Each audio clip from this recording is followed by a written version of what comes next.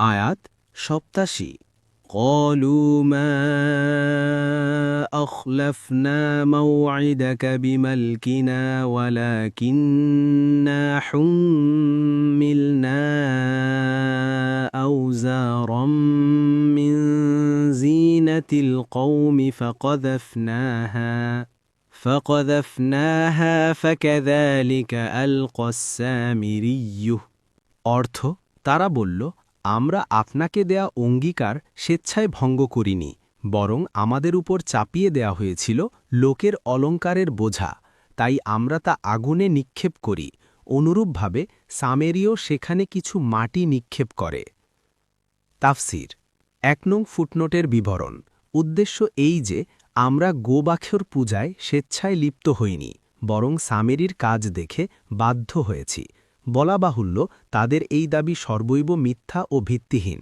সামেরি অথবা তার কর্ম তাদেরকে বাধ্য করেনি বরং তারা নিজেরাই চিন্তাভাবনার অভাবে তাতে লিপ্ত হয়েছে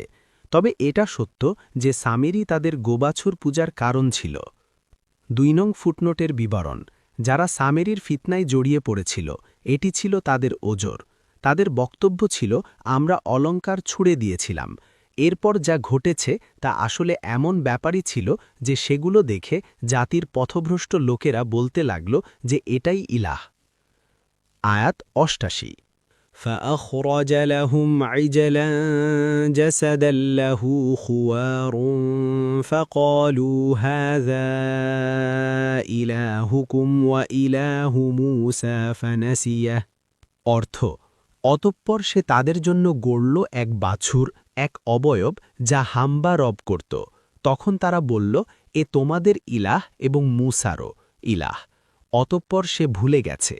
১ নং ফুটনোটের বিবরণ এর কয়েকটি অর্থ হতে পারে ১ মূসা নিজেই তার ইলাহকে ভুলে দূরে খুঁজতে চলে গেছে ২ মূসা ভুলে গেছে তোমাদেরকে বলতে যে এটাই তার ইলাহ ৩ সামেরি ভুলে গেল যে সে একসময় ইসলামে ছিল অতঃপর সে ইসলাম ছেড়ে শিরকে প্রবেশ করল ইবনে কাসির